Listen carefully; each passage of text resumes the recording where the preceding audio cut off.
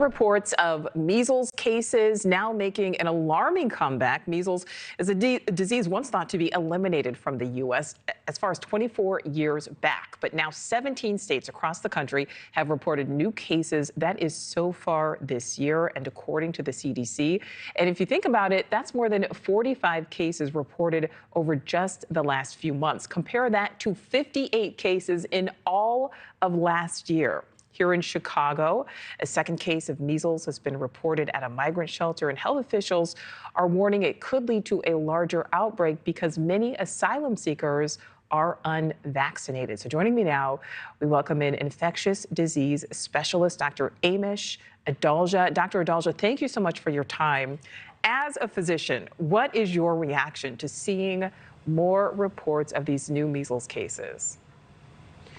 These are cases that don't need to happen, but they're quite predictable. When you look at what's happened with rates of vaccination and you couple that to measles being the most contagious virus that's known to humankind, we have to expect this to happen because there are many parts of the world where measles is not controlled. And our control in the United States is completely premised on having high vaccination rates, and those have been slipping. Well, let's talk about that. I mean, doctor, how does a resurgence like this actually happen in a country like the U.S. where we thought this disease was eradicated?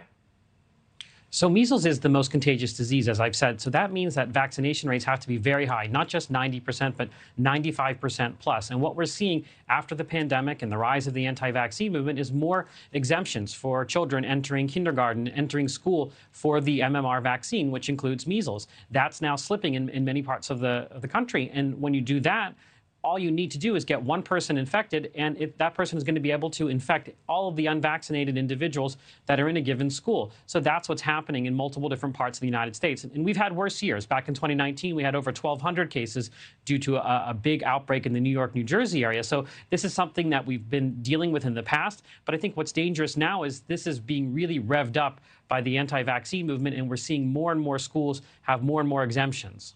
And let's zoom in on that because we know, it is a parent's right to decide to not to vaccinate their children. But how concerned should these parents of unvaccinated children be, particularly if there is an outbreak, let's say, within their city? If you're having an outbreak in your city and your child is unvaccinated, the virus will likely find that child. This is, as I said, so contagious. But 1 in 5 children end up needing a hospital visit. 1 in 20 have pneumonia. These are things that are preventable by the vaccine. So if you are a parent of an unvaccinated child, I would say, why put your child at that risk when you've got a safe and effective vaccine that's been around for decades, since the 1960s, that was responsible for the elimination of measles, not just in North America, but also South America. This is a really robust vaccine that's been tried and true for so long. It's really mind-boggling that people have turned against it, especially when this virus will not, if you're an unvaccinated child, you're not going to escape this virus if it's spreading in your community or your school. And Dr. Adalja, you mentioned hospitalizations just now. You mentioned pneumonia. What are some of the potential serious implications of contracting this disease? So the most reason children die from measles is pneumonia, which occurs in about 1 in 20. The more serious complications are brain infections, which occur in about 1 in 1,000 individuals. And one of the other things that is not well appreciated is that measles can actually erase part of your immune system. You become more susceptible to other infections because measles can alter your immunity to other things that you may come into contact with. So measles has this long tail. It's not some kind of benign illness that people think about from the 1950s that their grandparents might have had. This is something that we wanted to prevent, wanted to eliminate. And if you think about prior to the vaccine, we had probably about 500 or so people dying every year for measles in the 1960s with tens of thousands of hospitalizations. That's what the vaccine, that's the value of that vaccine. So to me, this is something that really should not be much of a hard decision to make. This is not a new vaccine, and I think this is something you want to avoid your children having if at all possible. Well, you are an infectious disease specialist. I mean, just to be frank, do you think we'll see more of this disease spread?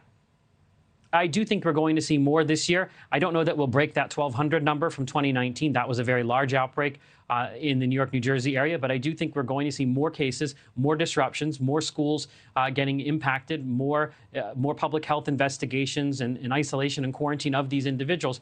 And it's all because people aren't taking the vaccine. This is all preventable, and all the costs that are going to be incurred are preventable costs. Thank you for watching. Go to newsnationnow.com to find News Nation on your television provider. And don't forget to click the red subscribe button below to get more of News Nation's fact-driven, unbiased coverage.